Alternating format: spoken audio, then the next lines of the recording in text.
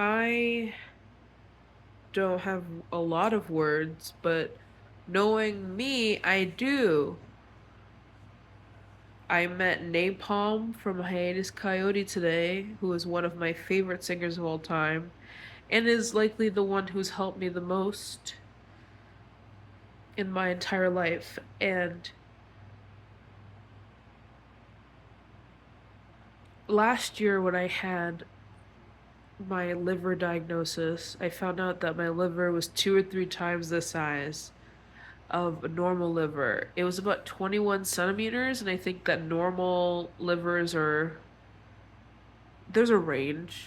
I don't know what I was supposed to be because I was born with liver disease. It makes me not process anything correctly. It's likely why I'm so fucking pale. Um, but it was so big, it was pushing up against my lungs. And then I found out after I had double lung pneumonia for 4 months, and every single doctor I've had has said that that should have killed me, and it didn't. When I recovered, I decided to buy tickets to see Hiatus Coyote, and I had missed them every single time they were in New York City for years. I grew up 10 miles away from New York City. I started listening to Hiatus Coyote maybe in 2011, 2012. So I was 14 or 15 years old. I didn't get to see them until last year. I was 27. I kept saying it was too cliche to die of pneumonia at 27. And I lived. And every single day that I could, I tried to sing in the shower. And my showers would take almost an hour because I couldn't move my arms above my head. And I never asked for help to shower. Even though I really needed help. I should have used one of those like brush loofah things. Every day I would sing the song that I would sing to my friend, which is Nakamura. And I would do the run for Nakamura, which is short relatively, but felt like miles of running.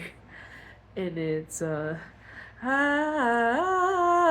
love you, I do. Because we used to say that to each other. We used to sing that to each other to say goodbye.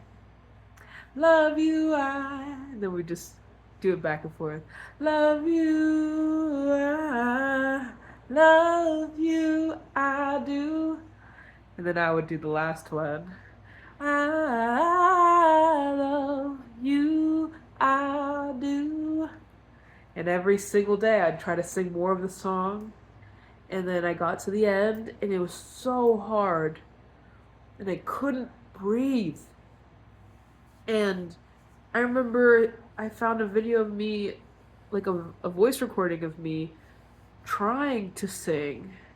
And it was like pulling teeth. My ribs, I had 4 bruised ribs and a lot of hope that I'd sing again one day.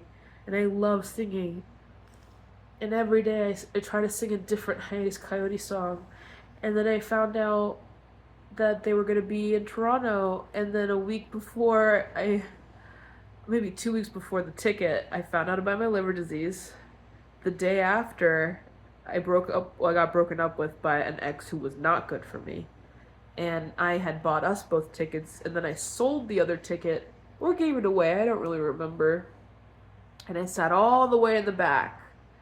And maybe earlier in the week, they had released their album, and they had that song, Everything is Beautiful. And I was like, everything is beautiful. It's gonna work out just like it needs to. And I sang that song every day.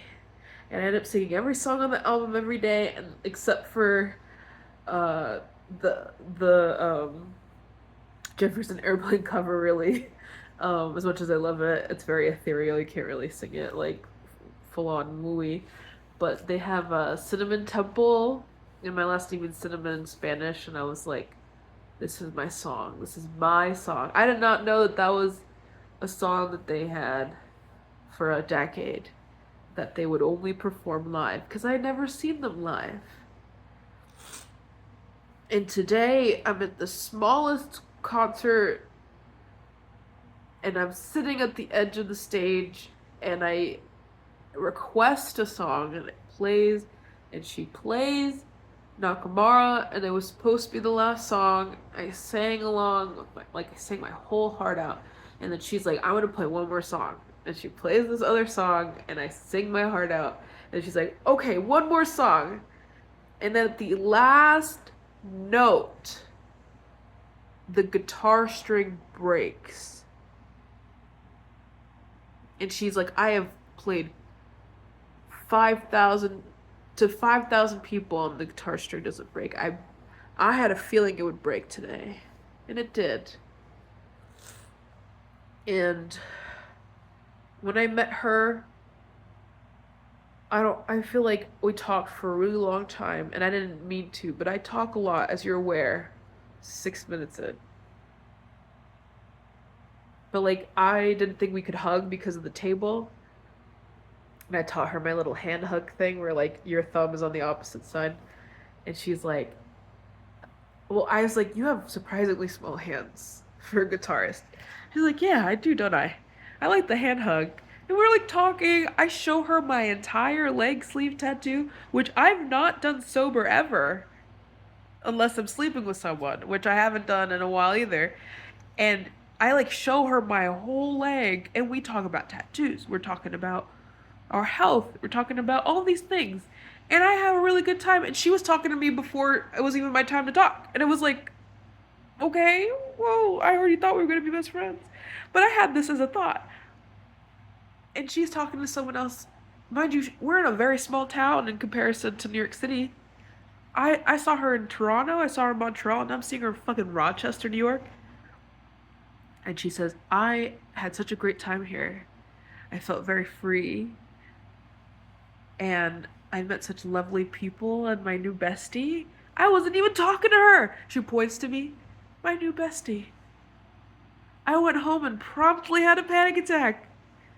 But I have her vinyl on my altar now. And she signed it and she put little hearts, which I'm sure she does all the time. But I have never felt so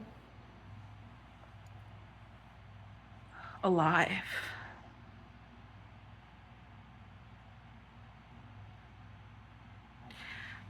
I didn't get a photo with her, but I will soon, I'm sure of it.